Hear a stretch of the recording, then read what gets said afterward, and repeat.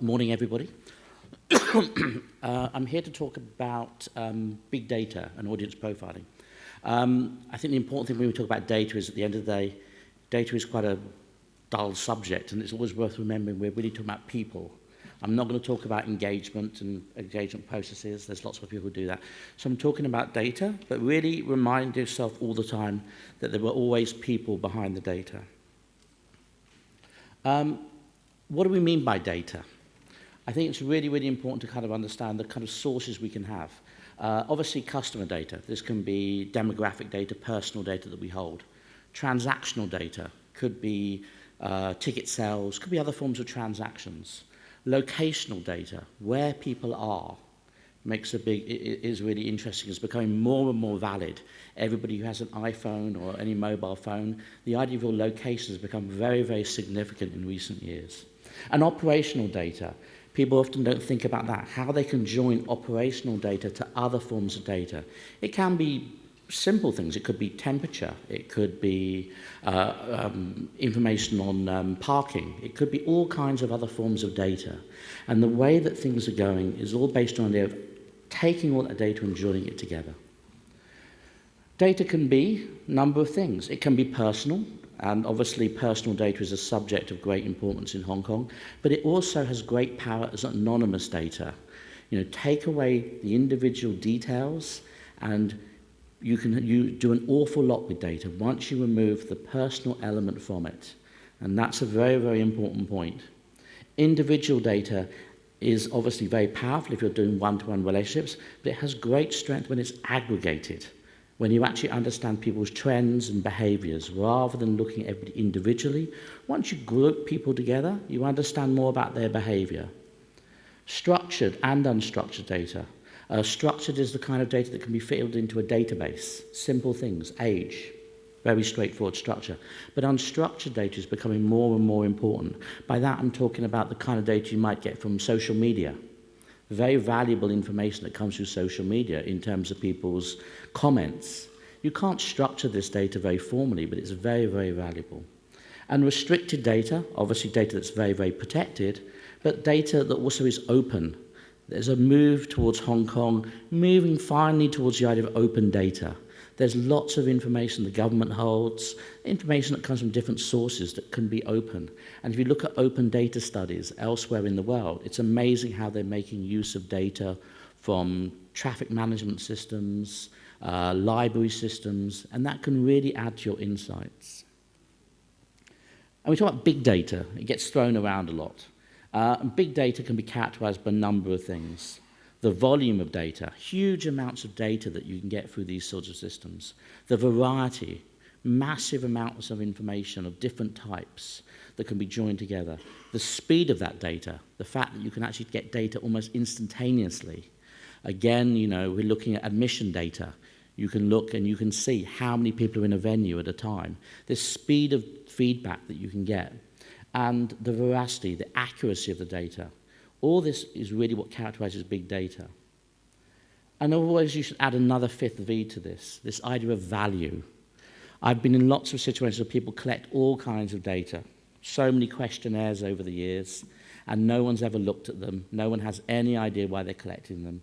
They just sit in boxes, questionnaire forms, never looked at for any purpose. So I want to give some examples of data-driven insights and how data can maybe inform things. So I picked out some examples, and the first one I picked out is actually a very old example, something I worked on many, many years ago when I was on the board of Audiences London back in the UK, and probably one of the first examples of what you could possibly call big data, bearing in mind that big data does not really exist in the arts. We don't have the data sets of banks, insurance companies. This was a study that was done way back, and it was finished in 2005. And that took together data from 183,000 households, 740,000 tickets, and £14 million in ticket sales. And it was a London-wide study of dance. And the important thing about this was something that had real resonance, because this is a sector-wide study looking at how data could help inform people. Everyone came together, looked at how their data could be combined, and really found out what it could tell us about the scene of one thing, which was dance. And we started looking at analysing it. The purple things represent a section we have, a sample we have of all theatre audiences, 60 theatres data combined together to give an understanding of their behaviour. And when we looked at it, interesting what we were finding that actually dance audiences did behave different from the average. They were coming more than once. They were coming twice or 3 times. So this is a very important finding for us, understanding that there was an element that actually recognised that dance audiences, unlike the majority of theatre audiences, were coming more than once, recognising that the art form itself had a strong pull to people, and this was something that could be capitalised on. We then looked at it by venue, understanding the different behaviours of venues. And some venues we could understand logically why people came more often. For example, the Place had more people coming more often, 3 times. Sadler's Wells developed a strong interest. Other venues, people came less frequently. And these insights, understanding why people do what they did and how it could be applied across all venues, it made us understand there was an opportunity there, that there was a loyalty to the art form that could be grown, and we could encourage more people who came once to come twice, and that directly affected policy, particularly at Sadler's Wells, where we introduced a multi-buy to get people to come twice by letting them book 2 shows and save 20%. We also found another issue that came out of this data, the idea that people were booking late. And this was a challenge. Compared again to the snapshot data, theatre audiences generally were booking a lot earlier, a lot further out. Dance audiences were booking a lot later. And this was a challenge that dance faced as a whole, as a sector. Everybody was sitting there worrying because literally a week before the show, everyone was like going, I don't think there'll be anyone there. Maybe it'll all be empty. So this stress meant there was incredible pressure. Everything was working to the last moment. Everyone was flinging ideas out. And what they were doing was they weren't thinking about the future. They were literally thinking about the weeks ahead.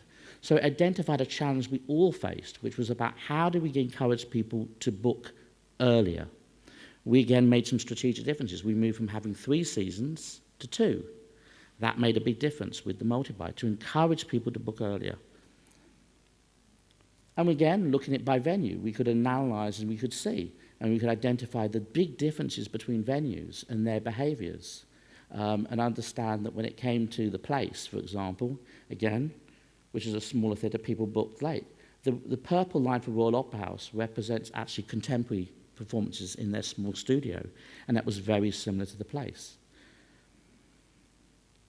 But, interestingly enough, even though people came to dance more than once, even though that, they were mainly only going to one venue. 85% were only going to one venue. Very few were travelling between venues. And interesting enough, when there was a festival on like Dance Umbrella, people were travelling even less between venues. So there was a learning there in the fact that there was an audience, but they were still loyal to a venue. We wanted to find out what else people did. What other art forms they came from, to understand where we could attract people from, and seeing there was an interest from the literature audience, the world music audience, understanding how we could find people. And most importantly, looking at other things like where people came from, catchment areas. This is the catchment area for the Barbican. For those who know the geography of London, the Barbican and Sadler's Wells are probably only about a mile apart, but they have very, very different catchment areas. We're drawing people from different areas. So data allowed us to delve into that, to understand why we were getting such a different catchment area by theatre. And when you take that data across numerous theatres, it's quite interesting. And then we get into the thing that we'll talk in more detail, and I'll talk about more in the workshop, which is about segmentation. Looking at how segmentation allowed us to divide the audience into types. Here you can see types of audiences, dance audiences, theatre audiences, and London households. And we could identify how we were overrepresented in certain groups. This is the urban intelligence group. This is using Mosaic. And the symbols. But we also recognised, we had a major problem here. There's a large group of people who we were not engaging with. And this mattered because this group were overrepresented in our local area. So understanding we had to put strategies in place to attract these people, bring them into the theatre. And again, breaking down by venue. And this data then follows through in other ways. This is something else I wanted to just quickly show if I look at more local examples. This was looking at our mailing list and looking at the return on investment we had. So, for example, we would examine it by different segments. The Friends of Sadler's Wells, what response rate we got to a mailing, how much return we got. So we could see that the Friends of Sadler's Wells represented 2% of our cost, but generated 14% of the ticket revenue. As we looked down, how we mailed on the people who most frequently, 63% response rate, £122, 1% of the total cost of the mailing, 6% of revenue. So it was a strong vein. But what was interesting, data that we didn't realise, returning shows performed quite badly. And this was an interesting debate with the companies. The companies always viewed it as their audience, and that was the strongest draw. We talked about the value of the venue. So it was interesting to see the differences when you see the data. So we're talking now about how we might apply segmentation to Hong Kong.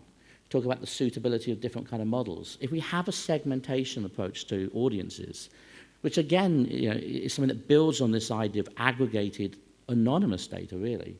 It has to be relevant, distinguishable, sizable, locatable. And it has to recognize the unique nature of cities. Cities are quite difficult places because they don't represent anything. They're not representative of the rest of, London is not representative of the rest of the UK. Hong Kong is quite unique. It needs to be meaningful and manageable. And it needs to relate to the audience. So we've been doing work, and I'll talk about this in the workshop, developing a segmentation model for Hong Kong based on arts audiences. So far, we've identified 10 segments that we've been looking at, and we're delving down now into these different segments. And they are really defined by their attending frequency, their behaviours, and their attitude towards arts and culture. We asked them a number of questions, particularly around demographic questions, obviously, but also their frequency of attending, what they go to, what they do. But most importantly, the red section, asked them about the venues they went to, how they like to be communicated with, and really interestingly, what their attitudes were towards life and their attitudes towards life and culture. So trying to get into more behavioural understanding of why they do things, their motivations. It's quite clear that people do things for very, very different reasons. And one of the dangers in the arts is we assume that everybody does it for a passion that we all feel, when other people are doing it for very, very different reasons. I go to things because I have kids, just to keep the kids occupied. Not because I actually particularly care about what the show is sometimes. And then we start looking at what reflection that has in terms of what share of tickets people have represented, to understand how people behave, and also other data that we got for it in terms of income, which is important to understand, which can have a long-term effect into how you do your pricing strategies and your discounting and concession strategies. As I say, I'll talk about them more in the workshop. But going back to this idea of data, people often talk about transactional data, but there is data from a number of different sources. I'm just going to canter very quickly through this. This is a SIG collection that we did. It's our first trial of a museum app.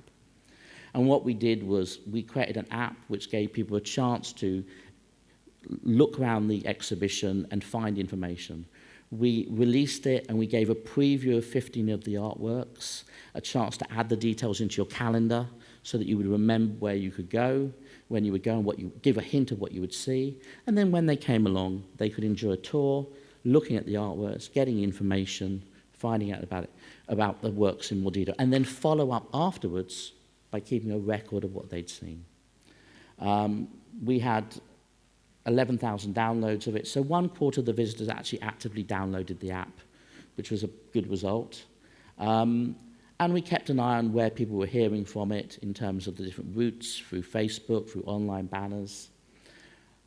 And we were able to get useful data again from these things, understanding that on-site people were using it typically for 20 minutes, which is a pretty good engagement time. They were looking at 27 pages, but interesting enough, off-site, people were still looking at it significantly, 7 minutes and 10 pages. And this kind of data will become more meaningful as we get more other app data to compare it to.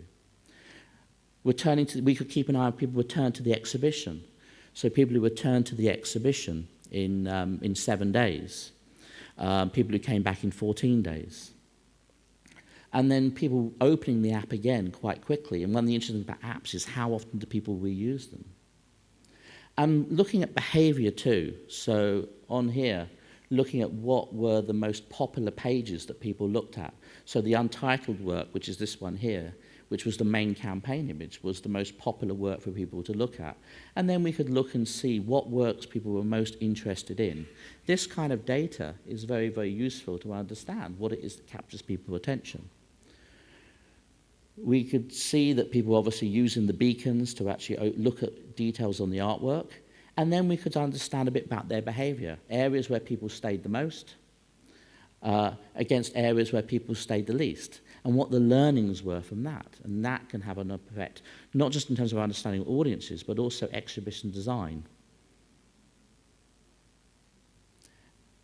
We can look at a kind of heat map of where were the key areas where people focused.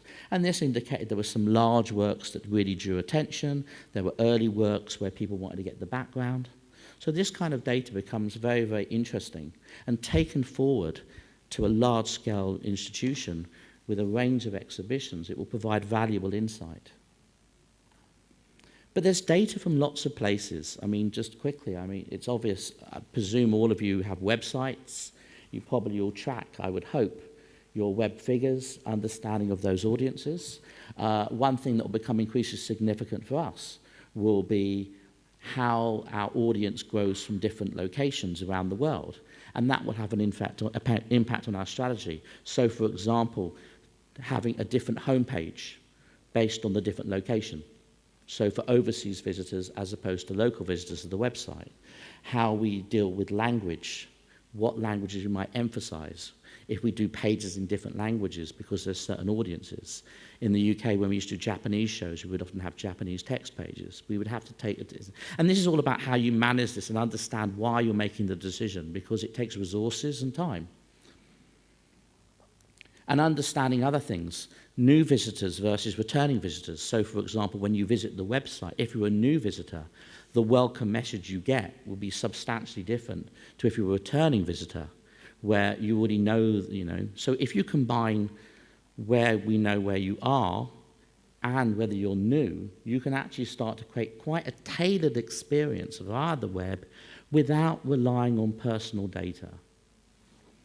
Obviously, the device, a big effect. A lot of things that we see are designed for desktop, but obviously mobile becomes more and more significant. And then where it's coming from in terms of channels, where a lot of things, which social media channels are going, and monitoring this as we do work in different social media channels, understanding the impact that that has, and also using the data we get from social media to follow through and understand those audiences. And data can come in strange ways, actually. I mean, in terms of this is something else we've just developed, which is a tree app. And similarly, like a gallery, we can apply the same kind of heat mapping processes. So, for example, looking at what are the most popular tree species that people are looking at when they go on and understand, to understand people's interest in the park, what they're looking at. So it's interesting how much data there is often there that can be utilized. And this information can become very, very useful when it comes to managing the park, understanding what people want to see more of, what they want to find out more about. It can help us devise learning programs regarding types of trees. And we're also looking at the impact it has as we do user experience. So, for example, we have a number of ways where you can access information. And as part of it, we have the QR codes, which are obvious, but QR codes are not that popular in Hong Kong. And we developed a new form of navigation, a click wheel, and just seeing which one was the most popular, so we could actually make decisions about where we invest our time and energy in terms of development of products, because increasingly it's becoming hard to do everything. In a digital world, you're going to have to make decisions about what you want to go with and support and what you don't, because it's very, very difficult to support everything.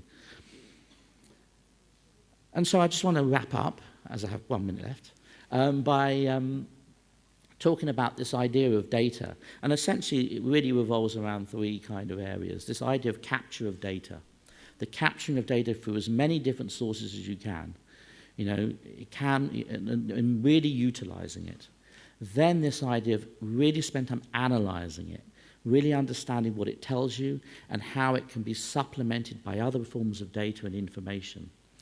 Then using that to engage and influence people by feeding that information back to them in the right way, creating personalized experiences, or, to be honest, the illusion of a personalized experience back to people, and then really then turning it into a virtuous circle where it really feeds back, it builds engagement.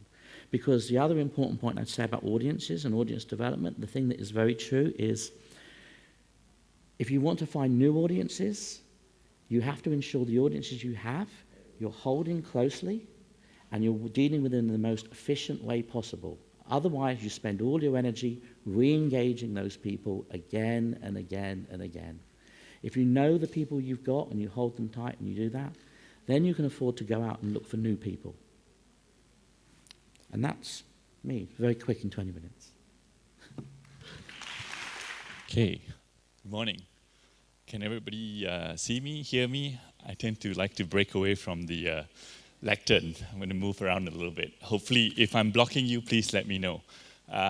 So first of all, good morning. I'm really glad to be going after Patrick, and Kingsley, because actually as we go through the discussion, I'm hoping that we start linking the points that Patrick made as well as Kingsley has made. So I'm from Singapore. Thank you for the organizers for inviting us here.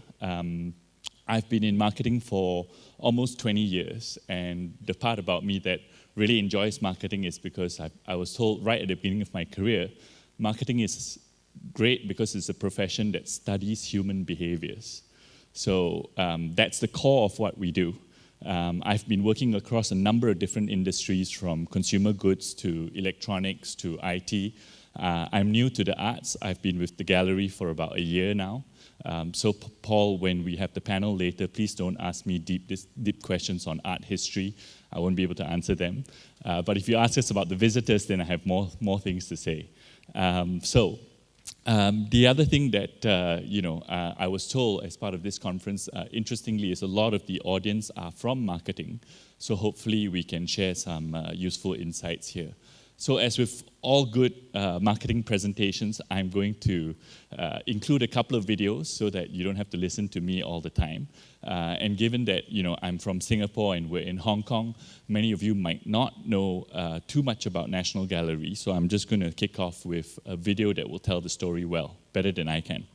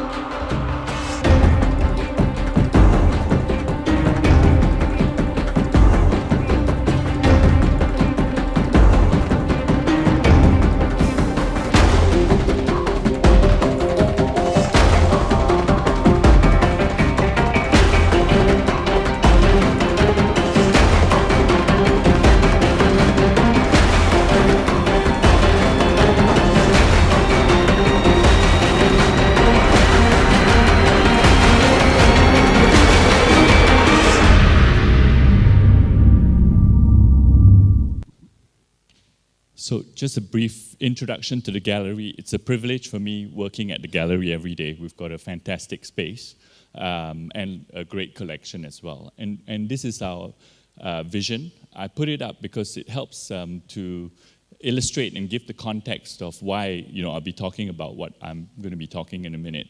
So that's our vision. We're really about engaging the audience. If you read all of the paragraphs there, it's very much about reaching out, given Singapore's position in the region, as well as promoting Southeast Asian art in a global context. So you hear the themes of audience and engagement coming back time and time again. This is our backdrop in Singapore, if many of you guys may not be as familiar. So I thought we'd show this data from the National Arts Council. So what's interesting about this is you'll see on the top right side, only about 41% of people surveyed in Singapore mentioned that they're interested in the arts. And this has already grown quite significantly over the years. Particularly in 2015, when we held the Singapore 50th year anniversary, where the government really invested in a lot of arts events all around the country free of charge.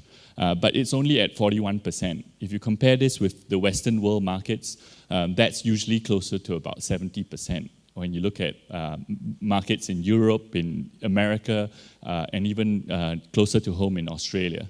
So the challenge is there. How do we, as Patrick talked about, there's a wide range of people out there. How do we make sure they get more and more interested in arts? And given the space that we have at the gallery, we have 64,000 square meters of space.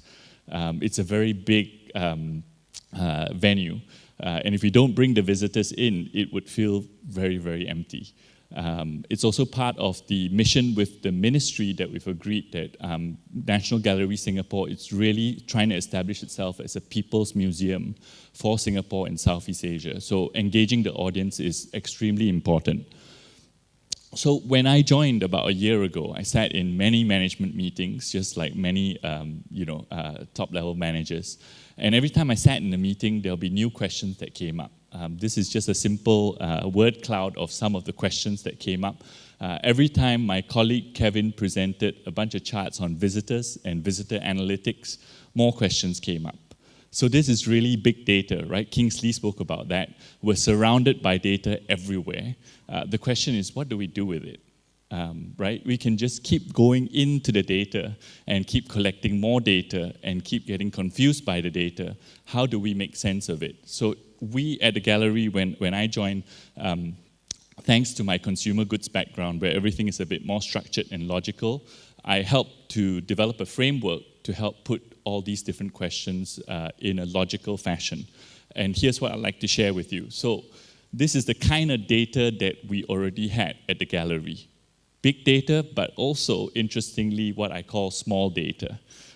So Kingsley talked about big data having 5 V's, right? Volume, velocity, veracity, value, variety. There's a 6th V, I think, Kingsley. Together with big data these days, you have a lot of software talking about big data analytics and visualizing big data in a very compelling way. You see one of those examples on the right side. That's just showing visitor flow through the gallery. It looks beautiful, but how do you interpret that? What kind of insights do you get from that? We also have small data on the left here. These are your classic bar charts. This is information from our feedback kiosk that we put around the gallery. And what I wanted to talk about is that as marketeers, we can all easily plunge into this hype about big data.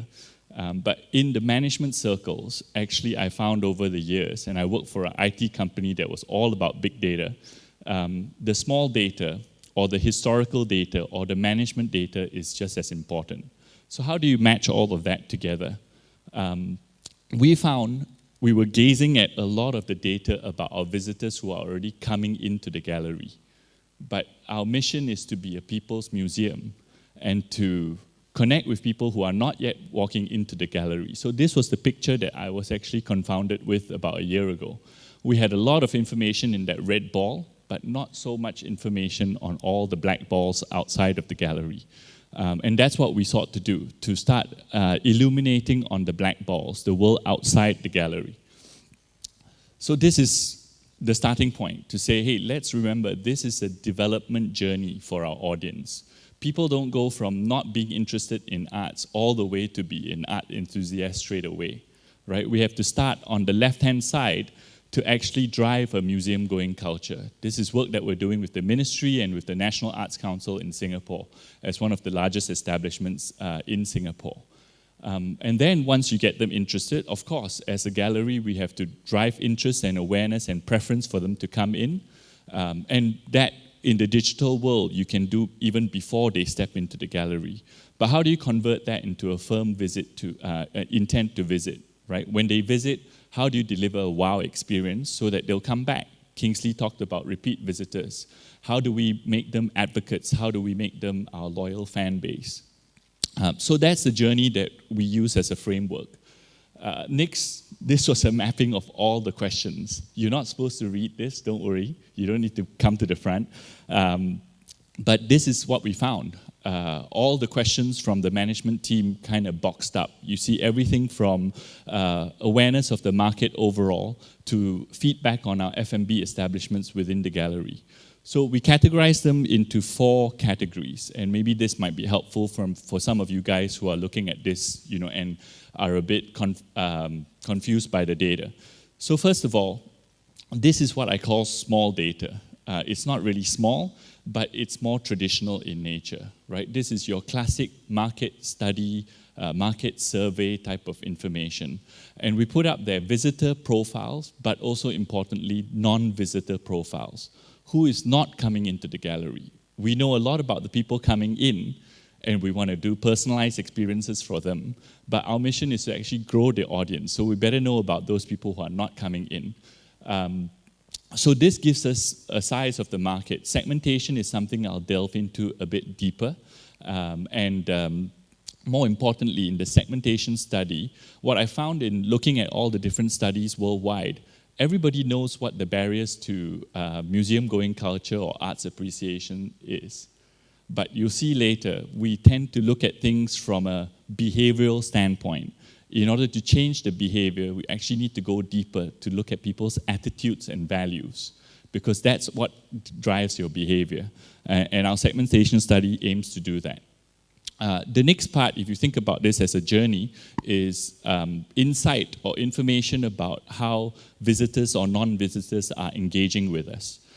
One of the interesting ideas here that we're working on at the gallery is we all work with a team of curators, right? And we know how that goes. They have an idea, and they work very hard to realize that idea. But sometimes it's a bit inward-looking. So what we've agreed at the gallery actually is once we get information about our segments and our profiles, would it be a good idea to test exhibitions with the audience to see how they would respond to the exhibition before we actually finalize what the exhibition looks like and put it into market? Maybe that might be a more logical way to approach things. So you'll see exhibition concept testing there.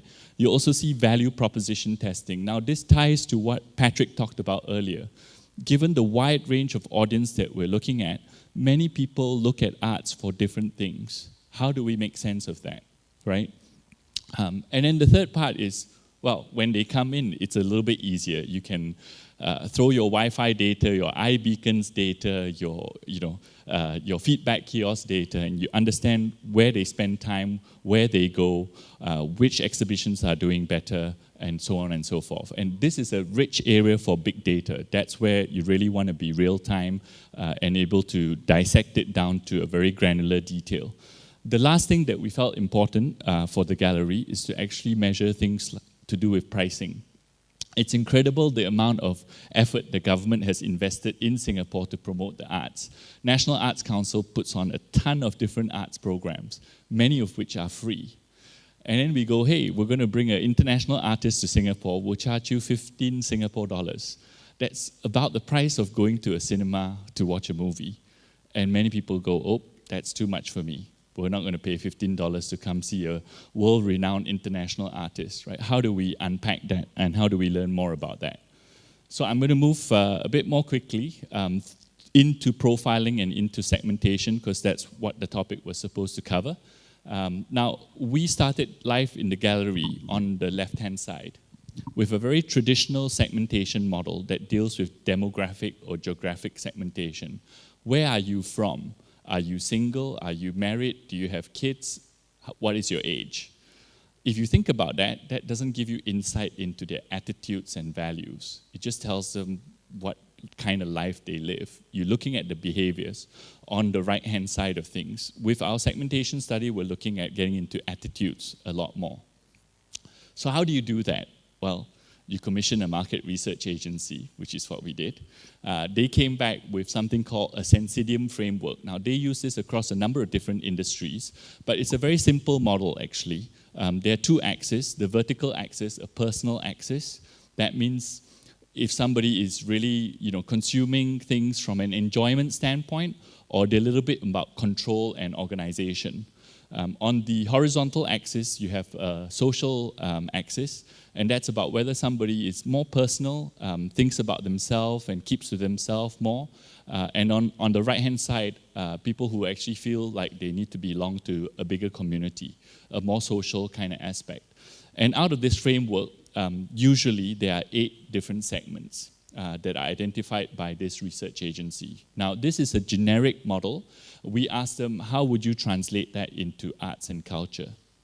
But given the position of the gallery, we asked them an even broader question, to not just look at museums and art galleries, but to actually look at who we compete with for time. When I spoke to many of my visitors, they say, hey, actually, you know who you compete with? Not the other museum or the art gallery. You compete with the cinemas, shopping, food and beverage, as well as the Singapore Zoo and the Universal Studios. So we said, let's look at then a broader category. Let's look at out-of-home leisure as a framework, right? And this is what they came back with. These are the 8 segments. So it fits with what I introduced to you earlier. But at the core, in out-of-home leisure, everybody's looking for enjoyment. Nobody gets into out-of-home leisure and says, hey, I want to be more educated. Well, some people do in the green segment. Even in leisure, they look for learning. So these are the descriptors for the 8 segments. We can go into a bit more detail. But right at the top, in the orange segment, quite an interesting segment, these are your big adrenaline junkies. They like larger-than-life experiences. They like roller coaster rides. And they look for things like that. Can we appeal to them in the museum and art gallery sector? At the opposite end, in the black bubble, these are people who are very organized. Even at their leisure activities, they set goals for themselves.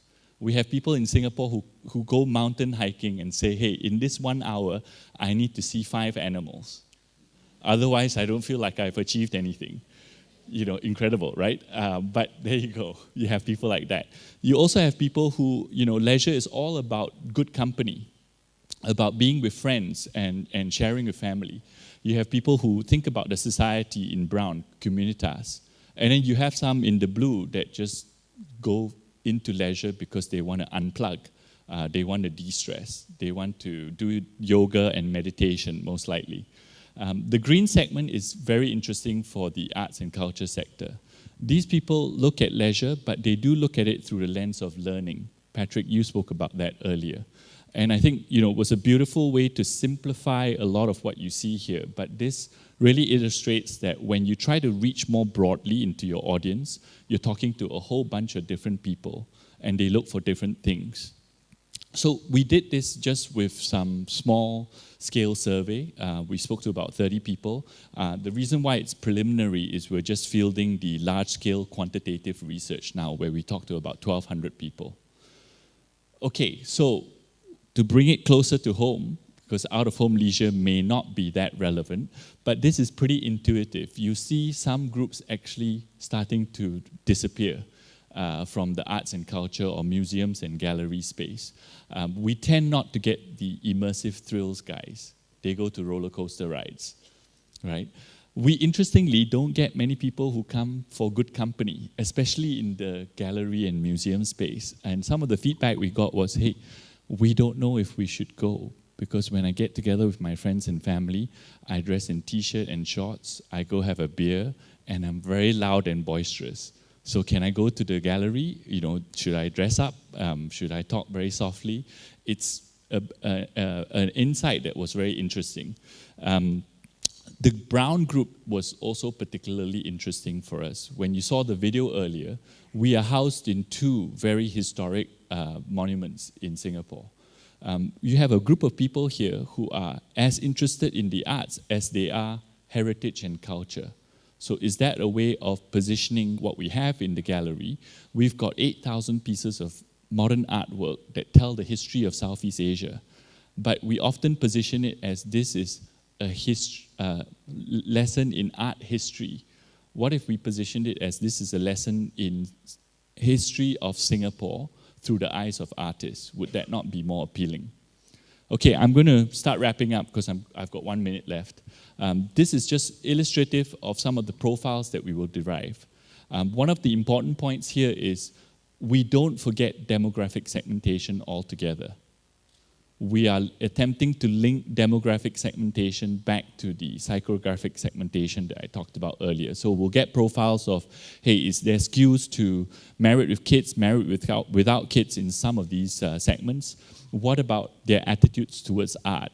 Are they an enthusiast already, or are they agnostic, or are they a rejecter? The edutainment segment, these are some of the descriptors.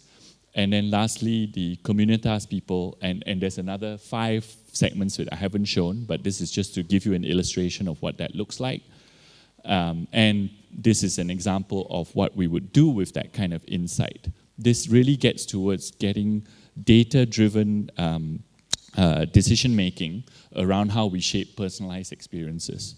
So our end goal, and this is where I'm going to leave you guys, is to complete that journey that I talked about earlier with very insightful data all along the path, some small data, some big data, and completing the loop as Kingsley has already spoken about.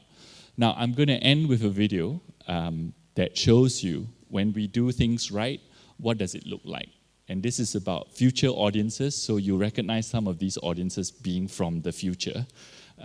It ties in with our Children's Biennale festival at the gallery, which is themed Dreams and Stories, just to give you a context. So with that, I'll end my presentation with this video. Thank you.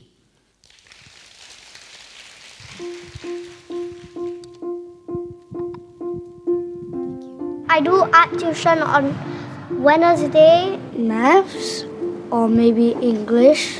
My ballet is at like 3 something to 4 o'clock. Then my swimming is at 5 o'clock. Writing. I feel very exhausted after training. Homework stresses me out. My favorite song from 21 Pilots is Stressed Out. It relates to me. I always get stressed easily. I don't have time to dream that much. I have a lot of other things going on. I like to daydream. I want to go to Hollywood and sing. I would like to be a spy. Rapunzel. Because Rapunzel have long hair. I would be inside the deepest place of the earth. I'll wear a jacket. Those spikes are like not pain one when you touch.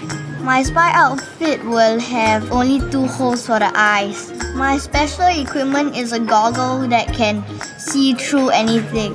The swimming pool is made out of sweets. There's also a picking nose system. There's like a paper machine. The teacher sends me my assignments. And they were like, computer, please finish this homework. And then she's like, oh my gosh. Perfect marks. This is a G.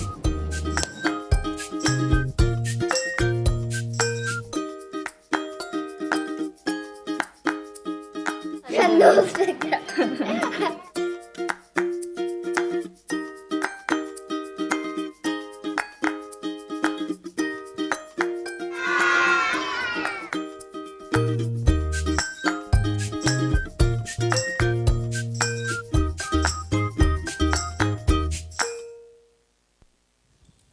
Well, before I start moderating this session, I just realized, like, and I was sitting in my seat, and I realized, like, we had 2 major institutions, cultural institutions, speakers from these 2 organizations talking about audience profiling, marketing, and all that good stuff.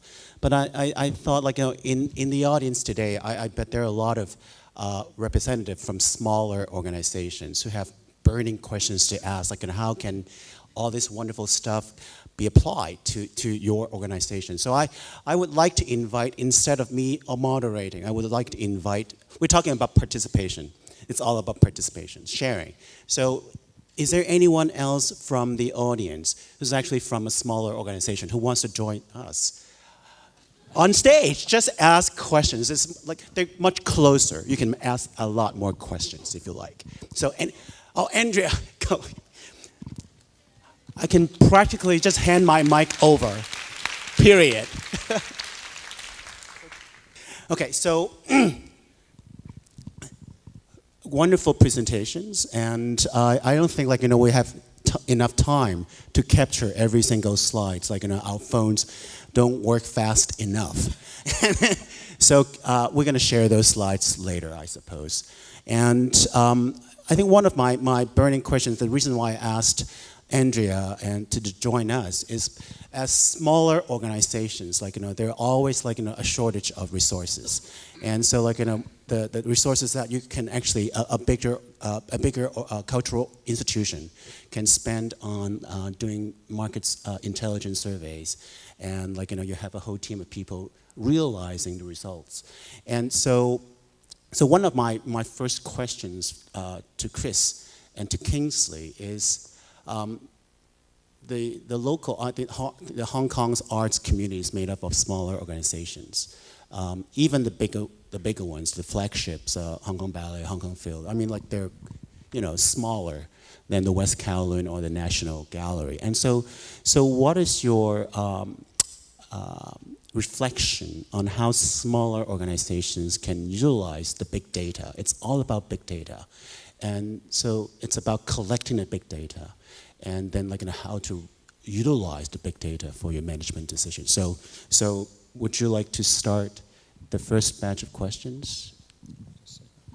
I think that's why one of the points I wanted to emphasize when I was in the presentation was about data that's available to you from sources now in a very, very digital thing. I mean, what you can get in terms of your website data, your social media data, there's a lot of information that's there. So I think it's really, really important that people start to utilize that. I think the other important point is it is about working cooperatively, because as a sector, and that's the other reason I wanted to show that other study about dance, it's actually a lot of people, there were smaller organizations in there. We did a lot of work with smaller companies too. There is a lot to be said because the challenges are similar, the motivations, and the point is it's true about competition. I've always said the same thing. In the UK, the biggest competition was people staying in. It's not watching the telly. In here, in Hong Kong, I think it's probably food. It's not, I'm going to go to this theatre or that theatre. And if you look at the data I showed, a lot of people, loyal dance fans, were only going to one venue. Yet there were so many things they could be experiencing. And that wasn't because they were, I don't want to go to that. It's just the fact there wasn't a joined-up attitude that was encouraging them to experiment and try things. And for me, it's always been about encouraging people to try new things. I don't care whether they go to my theatre or another person's theatre. What really matters is they're out there doing it. And it goes back to the idea that you have to encourage people who are already doing it to experience more, so then you can look at all the other people, all the other segments, who we're not reaching, because they don't get the messages that we're pushing out. Yeah, I agree with what Kingsley says. I think in addition to that, I would say a couple of things. One is that framework that I showed. It's really important for any organization, large or small, to be clear on what type of data they need to gather. You might all be at different stages of your journey in terms of engaging with the audience, and it's important for you to understand, hey, do you need to understand more about your visitors because you already have a very good captive audience, or do you really need to know about your non-visitors? For us at the gallery, we didn't have a choice. We have to go after the non-visitors. So being clear on what data you want to gather is important before you start spending money and time gathering it. Kingsley mentioned a really good point. I mean, everything digital today churns out data, and it can be relatively cost-effective to tap on that first. The second thing I would say is actually some of this research is not that complex. You just have to ask the right questions. And yes, you can commission a market research company to help you with that, but we also have a team of in-house people who regularly just get a flip chart out and go down to the museum and talk to the audience. People who are coming in, but people maybe who walk past and don't come in, stop them and just ask them those consistent set of questions. And over time, you'll build up a profile and a picture of, what's your audience thinking about. Maybe it's not statistically significant, but do you really need it to be statistically significant? If you kind of just use your common sense and say, hey, this profile looks like a very different profile from that profile, ask them the questions and see what the breadth of answers you get back from them would be. I think over time you'd be able to make sense of it. We in marketing tend to overcomplicate segmentation. Actually, the best segmentation models I've come across is when the research agency presents the segmentation model back to you, if you can understand it and it resonates with you and you can find people who who fit in those segments, then that's a good segmentation model. If you can't, throw it away, ask them to go and redo the segmentation. Just in terms of that, I mean, the segmentation model we've been developing, we've done work on it, the work's been done, and we can now identify people into those segments with 19 questions. So with 19 questions, we can pin people into a segment. So it becomes very easy for other people to use that, to add those into their questionnaires. Okay, thank you. So Andrea. So I think that most small and medium-sized arts organizations in Hong Kong are really working with one hand tied behind their back when it comes to data. Because what you really want to know is who is your audience. And the fact is that if you put on a concert at any government venue and you use the UrbTix box office system, there is absolutely no audience data that's shared with you. And that's true of Hong Kong ticketing as well. So nobody knows who their audience is, and the only way they can find out is by including those annoying paper surveys in the programs and hoping that somebody will fill out the survey. So in fact, to overcome this and other issues, because we were doing, for example, the Hong Kong International Chamber Music Festival, which we run in January, we have multiple venues, and some are through the UrbTix system and some are through the Hong Kong ticketing system. So in order to give people like multiple purchase discounts and incentives to buy more than one concert, we had to buy our own box office software. So I think we are the only arts organization in Hong Kong that has actually taken our own box office system in-house. And in the so what we do is we sell our consignment ticket, our allotment, through our own box office system.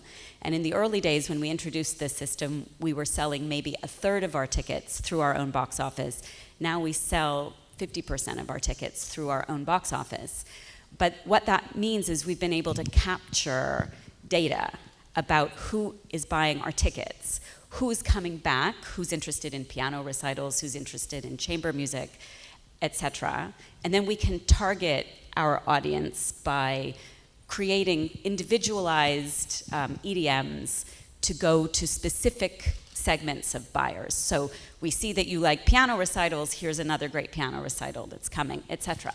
That being said, we also do the paper survey, and I make an announcement before every single concert that we have to report back on the success of our program to the government, because we are funded through the Home Affairs Bureau Art Capacity Development Matching Grants Pilot Scheme. And by making a little announcement, actually we get a lot of surveys filled out. So I would say 10% of our audience fill in surveys, and we've been doing this since 2012. So we've actually captured a tremendous amount of data, and we ask them demographic information. We know that like over 65% of our audience mother tongue is Cantonese, so we have a local audience base. We know where in Hong Kong they live. 50% live on Hong Kong Island and 50% live in Kowloon and the New Territories. We know their age. 2/3 of our audience is under the age of 50. We know what their income is. So we actually have a lot of demographic information so that we can try to obtain sponsorship by saying that, look, our audience meets your target market. But that being said, there's still a tremendous amount of data I have absolutely no idea what to do with. And it's very well and good to say, oh, you can aggregate big data and you can learn a lot about people's motivations and their interests and their trends. I have no idea how to do that. So we have over time enlisted help. For example, Hong Kong University has a program where they try to support NGOs, and we had that program try to analyze our data, just to give us an indication of like where else we could go. Because the whole mystery of the non-attender, how do you figure out who should be coming to your concert but is not coming? That is beyond my scope of capability. Yeah, so Andrea, what's interesting is all the things that you just described, it's not just challenges that the small arts institution faces. Even for us as a big institution, we don't get the ticketing data. It's just not there. It's not designed for the art sector. It's designed typically for another industry, and then we adopt them. So getting your own box office system, I mean, that's something we're also evaluating for the gallery. So I think it's a much broader challenge than just whether it's a small organization or a large organization. The wealth of data that you spoke about as well, I mean, that's exactly the cloud map that I encountered when I joined the gallery. We have a ton of data that we collect. And what's interesting is we don't know what question those pieces of data are supposed to answer. And what I found much more useful to take the management team through is to stop people in their tracks when they look at data before they ask for more data, to actually ask them what question you're trying to answer. Because that's the danger of big data, actually. The discipline of big data now is about, hey, let's just gather all the data because we don't know what data we'll need and what data we'll not need, right? And in my view, that works for some things, but it doesn't work for some of your bigger, longer range planning questions. For those, there's no shortcut to actually the discipline of sitting back and saying, what is it that I need to understand to really crack the code of building my business? And then make sure you go after that specific piece of data and almost blinker out all the other distracting pieces of data and to go ask the questions that you want to ask. And then the other thing I found useful in my time in marketing is data have relationships with each other. And the more you gather data, the more you want to work out what those relationships are. Some are very big top-level questions, and some are very detailed questions. How do you almost create a folder system for that data? Because that helps with understanding what to look at when, and again, it ties back to your questions that you want to answer. We shouldn't be collecting data just for data's sake, in my view. And sometimes in the digital realm, because it's so easy to store data, right? We all know that storage is coming down in price. You can buy 1 gigabyte of data just like that, 1 terabyte of data, but it's no excuse to just store data for the sake of it. So I'd encourage us to, you know, whether you're large or small, actually go back to what questions you're trying to answer and list them down in the old traditional fashion, you know, and look at them carefully and then design what data you want to collect before you start doing so. So I think, like, you know, we can actually be more inclusive with, you know, in terms of the questioning. So I think we have another, like, you know, 20 minutes left to Q&A. And so do you have any more questions, Andrea, to ask or comment?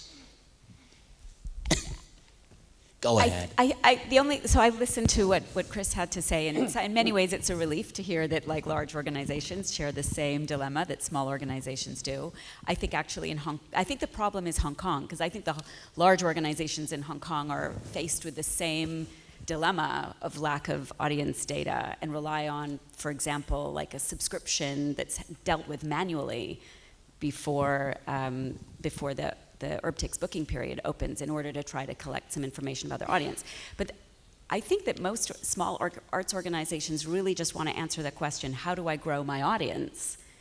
And we're all looking for the answer. How will data help us with answering that question? And what data specifically do we need? And I still don't know the answer to that. So I'm not sure I can give you the answer, but maybe some observations that again are common, interestingly, even in Singapore.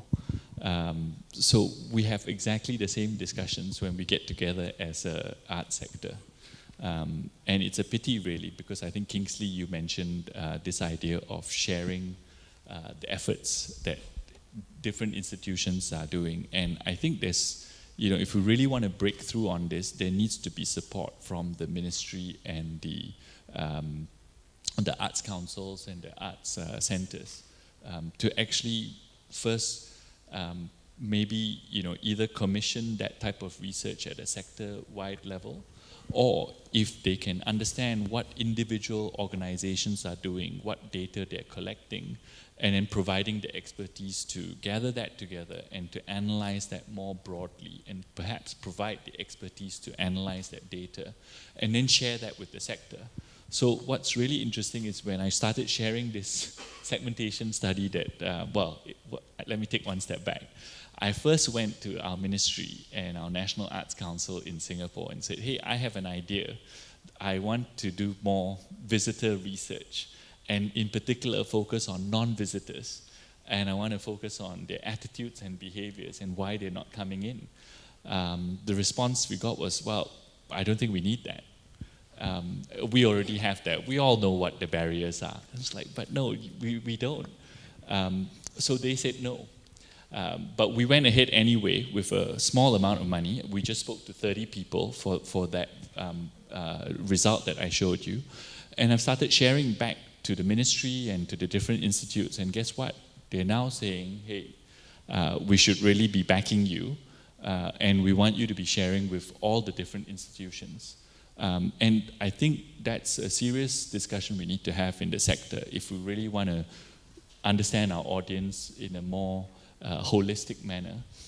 Why do that piecemeal organization by organization? We should do that at the sector level. Yeah. It's just. Oh. But that's why, again, I mean, the study that I showed from the UK, I mean, at the end of the day, the important point about that is it's not personal data. It's across organizations sent to a central data warehouse where they do the analysis. There is no issues around personal data. There's no worries like that. It is just simply looking at the information that is available without having to, and I think this is what the confusion between what's actually personal data and isn't personal data gets often mixed together, so people get very nervous over this. But all that analysis across all those venues is perfectly possible. You do have the backing in the UK of the government and the ministries who are driving this sector-wide data gathering. And that's what we seem to need in the Asian countries. You have the same thing in Australia, where they can tap into this sector-wide information very readily. It's there for all of the different arts institutions to consume. And also, I think it's asking the question broadly enough. You saw how far we went. We were not just asking about visual arts, which we could have at the gallery, just focus on our area of expertise. But we asked the question even more broadly. And when you ask the question so broadly, all the different art forms could actually make use of that data. So I think it's up to us to think collaboratively, not in competition with other art forms as well and other institutions, and benefit the sector. On that note, we have only 10 minutes left. I think we should have more, right? I think we're supposed to finish at 12:30, so we have 20 minutes. Anyway, this is my personal sharing. I think I've been in the business for 20 years, and so I have always found that there's a lack of data, big data, information, R&D, research and development data in Hong Kong, in particular the arts and culture sector. And every time you want to do a major campaign, arts education, music education, you want to find some macro data that you can actually form your decisions on. And there's always a shortage of that. So I think it is something that the Hong Kong Arts Administrators Association is passionate about. When we set together the board members and the staff, and we always thought like, we need to have more information like that. So to share, not just like, any organization hoarding information for itself. It's for like the whole society, the whole community to share. So I think like, the ADC actually does a number of surveys, and West Kowloon is actually doing your own surveys. And so I think there should be more, and there should be an advocacy to have more R&D done. And as you all know, like, Hong Kong doesn't really invest enough in R&D. Even like in a high technology, I think the average is 3% of the GDP, but in Hong Kong, I think it's 1% or something like that. So I think like, that kind of crosses the boundary from the high technology to arts and culture. We need to have that to grow our audiences in our sector. So on that note, I'd like to open up to the floor, and if you have questions for our speakers and Andrea or like, myself, or like just exchange ideas. Tell your stories. Really fascinating, and I always think once we've got the data, I want to think about the next step, which is obviously to build the audience, and what is the audience actually going to then experience and then go and see. So how does that work when you feed this back to your curatorial teams or anybody who has any sort of editorial right over what you're going to be showing in your institutions? So does this have, or do you have the right to then influence what the institution's curators then show on the walls, and how does that work out? Yeah, maybe I can take a stab at that. So I, for one, have found this data very helpful in talking to the curators, because as I mentioned, I do not have a background in arts. I don't have an arts history major. But it's amazing once you say, this is what your audience is saying about you and your shows and what you're putting on. They become much more receptive. Actually, the biggest step on that journey is getting the curators and the management team to agree to want to collect this data and to then look at it. That was the first big step, getting them to agree that they will listen to feedback from the audience to think about how they might adjust their exhibitions and their programs. That, in fact, took us maybe about 18 months to get people comfortable with that idea. From the time that we opened, our board, who are very commercially oriented, have been prompting the management team and the curatorial team about, hey, are we creating shows that engage the audience? Yes, we have a role to educate and to develop appreciation, but do we put on things that are accessible to our audience? And after you cross that hurdle of getting the curators to agree to want to listen to that feedback, everything else becomes very easy. It's amazing. I joined and said, hey, we're going to moot the idea of testing exhibitions before we finalize that. We did have very strange looks from our curators at the beginning, but through the support from our management team, over time they become open to that. It also, I think, what is an in-between step, Damien, that we haven't talked about is getting the data is one thing, getting the people who know how to interpret that data, analyze that data, and make recommendations that are relevant, that don't get the curators defensive about what they do, but provide complementary help to what they do and align them towards the goals that we have. I think that's very powerful. So you have to go through all those steps and not just go gather the data and then surprise everybody with the data. There's a strong process of socialization along the way that's important. I think we have another question from the lady in the middle.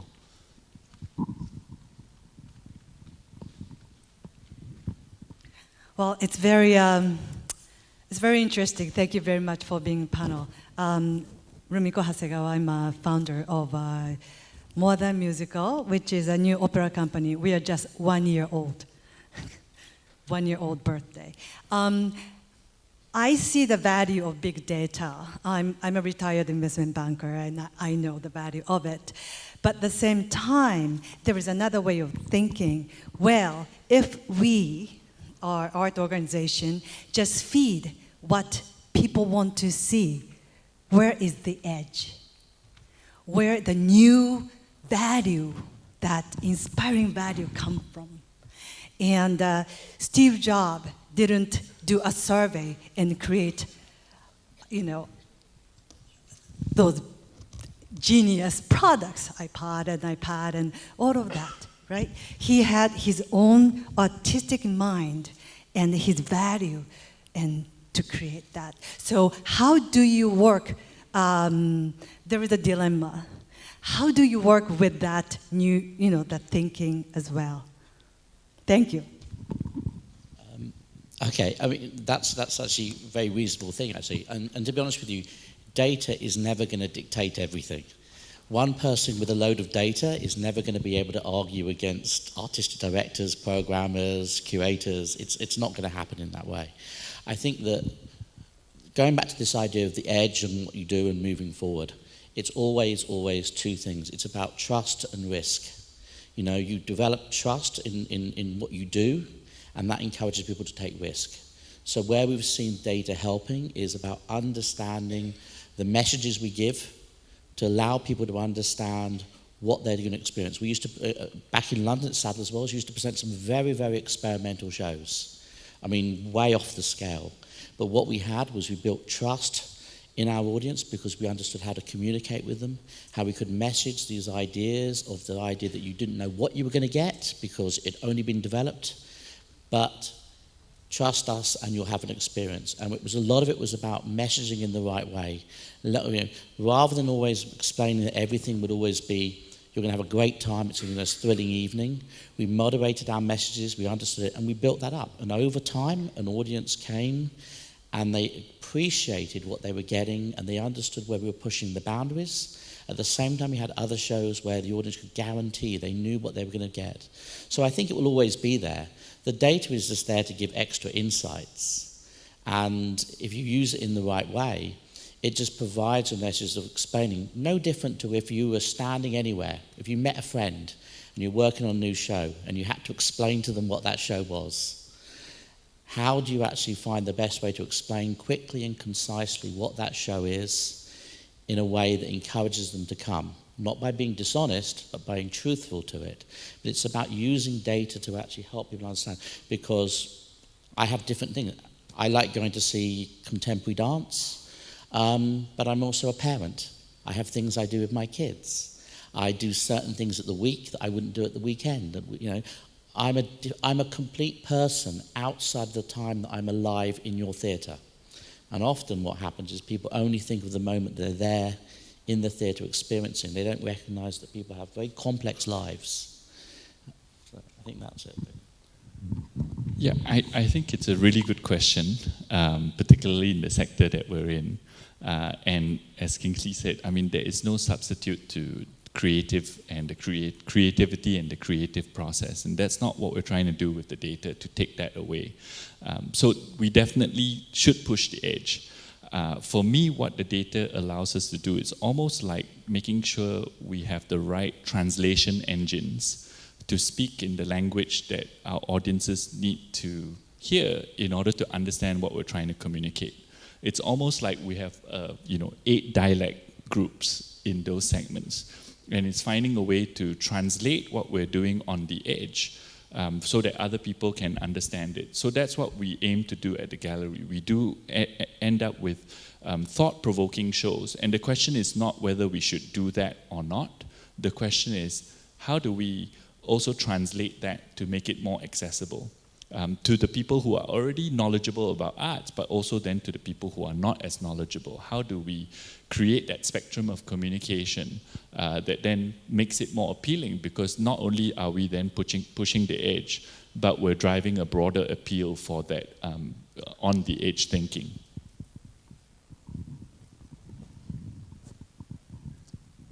That gentleman over there. And please introduce yourself. Thank you for the speakers' insightful sharing. I have one question. I think from my understanding, all the discussion or research has been focusing on the sectional, the snapshot of who and are the audience or not. But on the other hand, I think another critical issue is on the audience development is maybe I call it the life cycle of the audience, and how and in what life stage probably you can turn the non-audience into your audience, especially when we are in a society of getting aging populations, and there's an older audience may have older, and then you need a younger generation may have a very different needs and wants and about arts and performing arts. So would that be any research or directions on that? And what are the critical moments or critical stage that you can easily turn and target to turn these younger or whatever age of or a potential audience into audience? And would that some sort of studies on that aspect you can share with us? Thank you. So that's also a good question. I can't promise the answer, but in the approach that we took with segmentation, if you remember, we're not just, what I find in marketing is people tend to like to use one segmentation approach versus another. Demographic segmentation or psychographic segmentation, right, which is attitudinal. But nobody has really combined the two to say, hey, when we do attitudinal segmentation, can we not throw away the demographic information? And what you're talking about, I think, is a mix of the two things. When somebody gets to a certain life stage, do their attitudes and values change? So we're hoping to see if that comes out from the study that we're conducting in Singapore, because we will continue to track the life stage of that person, and in the different segments, tie back the attitudes and the values to potentially patterns that we see in their age or their status, whether they're working or retired.